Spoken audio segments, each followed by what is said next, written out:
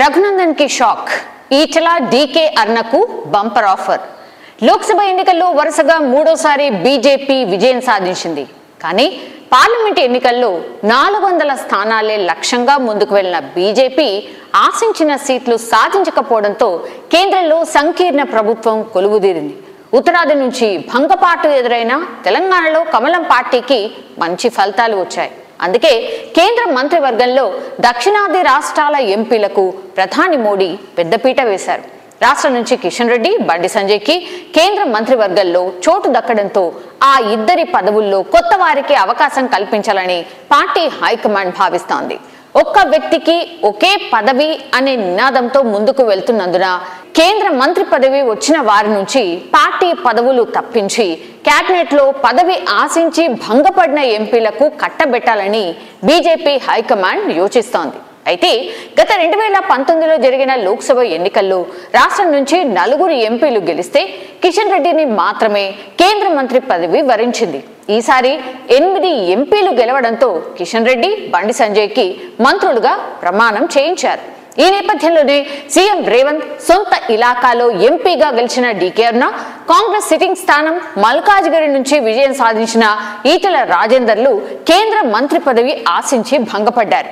ఈ నేపథ్యంలో తెలంగాణ బీజేపీ కొత్త అధ్యక్షుడిపై ఊహాగానాలు మొదలయ్యాయి.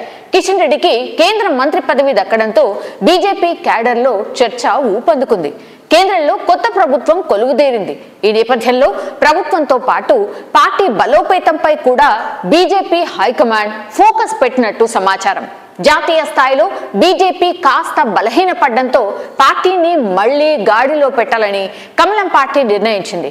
అందులో భాగంగానే తెలంగాణలో కూడా నూతన అధ్యక్షుడు రాబోతున్నట్టు పార్టీ వర్గాల్లో జోరుగా చర్చ జరుగుతోంది.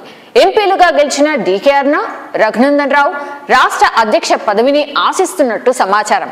ఈటల కంటే ముందే బీజేపీలో ఉండడం సహా జాతీయ ఉపాధ్యక్షురాలుగా కొనసాగుతున్న తనకే అధ్యక్ష పదవి వస్తుందని అరుణ ధీమాతో ఉన్నారు.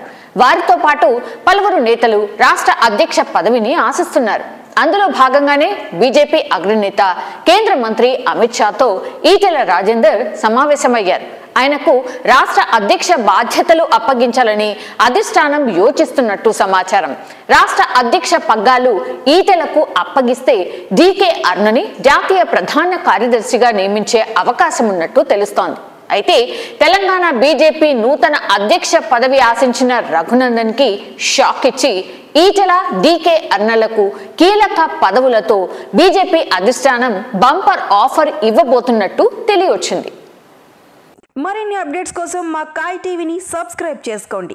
మా వీడియో కనుక మీకు నచ్చినట్లయితే లైక్ చేయండి, షేర్ చేయండి.